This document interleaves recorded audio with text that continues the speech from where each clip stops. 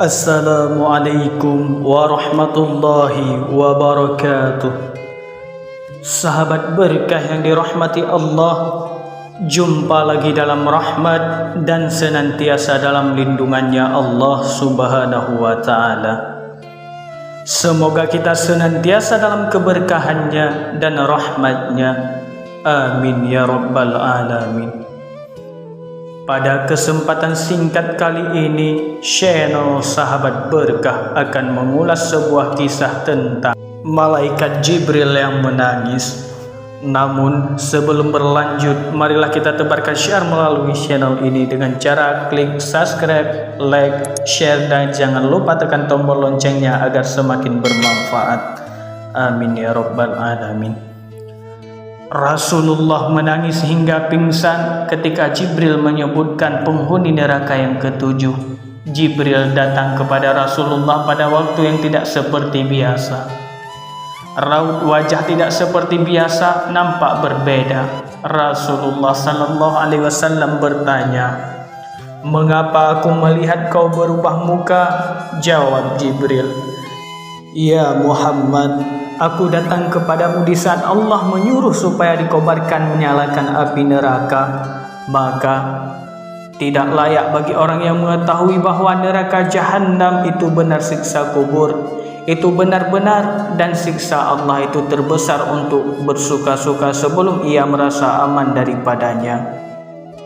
Lalu Rasulullah sallallahu alaihi wasallam bersabda, "Ya Jibril, jelaskan padaku sifat Jahannam." Jawab Jibril, "Ketika Allah Subhanahu wa ta'ala menjadikan Jahannam, maka dinyalakan selama 1000 tahun sehingga merah.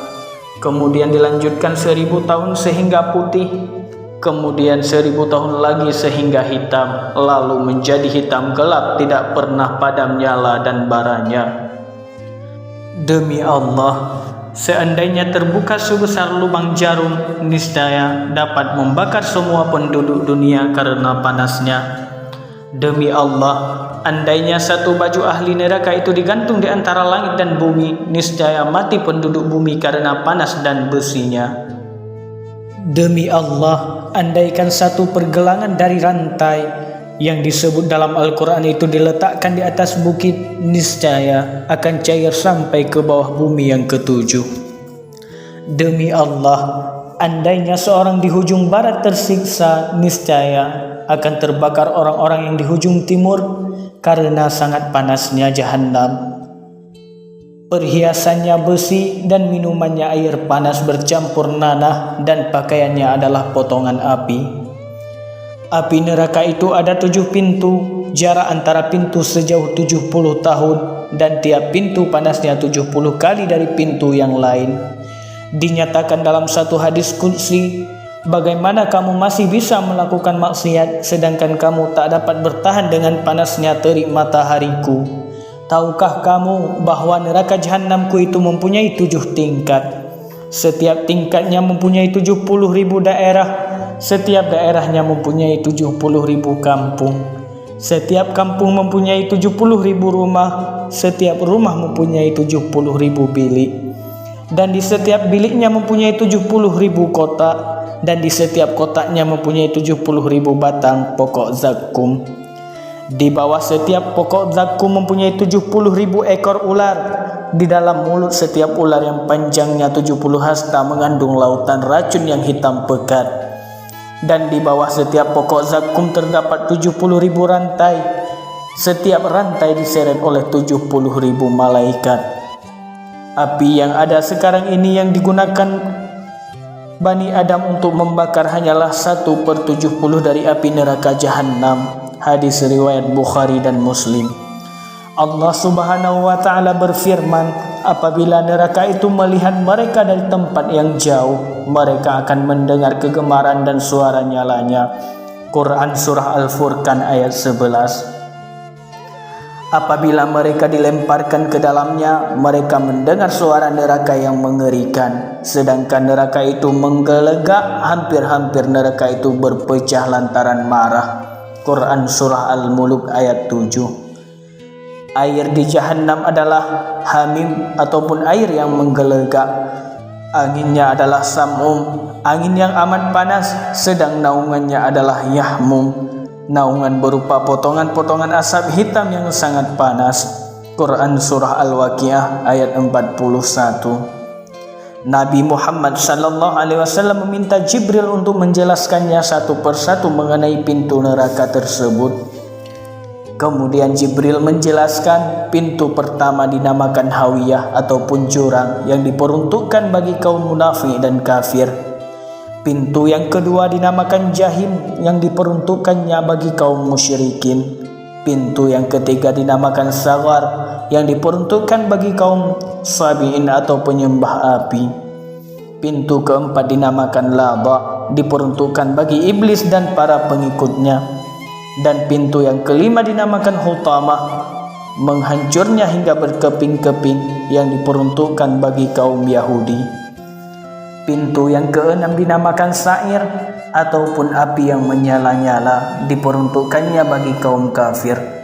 Rasulullah SAW kemudian bertanya kepada Jibril, "Wahai Jibril, bagaimanakah dengan pintu yang ketujuh?"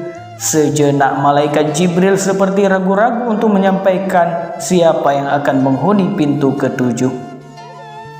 Akan tetapi Rasulullah SAW mendesaknya sehingga akhirnya malaikat Jibril mengatakan, "Ya Rasulullah, pintu yang ketujuh diperuntukkannya untuk umatmu yang berdosa besar dan meninggal sebelum sempat bertaubat." Mendengar penjelasan itu, Rasulullah SAW terkejut lalu pingsan. Jibril lalu meletakkan kepala Rasulullah SAW di pangkuannya sehingga sadar kembali, dan sesudah sadar beliau bersabda, "Ya Jibril, sungguh besar kerisauanmu dan rasa sedihku. Apakah ada seorang dari umatku yang akan masuk ke dalam neraka?" Jawabnya Jibril, "Ya, yaitu orang yang berdosa besar dan tidak sempat bertaubat." Nabi Muhammad SAW lalu menangis. Jibril pun ikut menangis. Setelah kejadian itu, beliau tidak berbicara dengan siapapun selama beberapa hari. Dan ketika salat, beliau menangis dengan tangisan yang sangat memilukan. Sahabat berkah yang dirahmati Allah, marilah kita taubat sebelum terlewat dengan taubatan nasuha. Janganlah sampai kita meninggalkan sebelum bertaubat. Jangan sampai kita meninggal dunia sebelum bertaubat.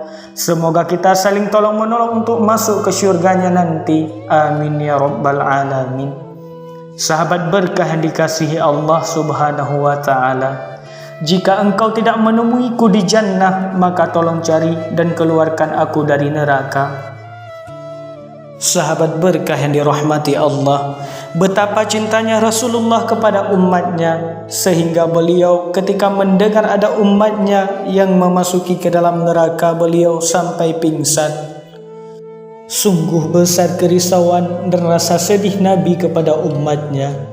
Maka oleh sebab itu sahabat berkah, marilah kita bersolawat kepada Nabi Muhammad SAW kapanpun, dimanapun, dan tanpa mengenal waktu.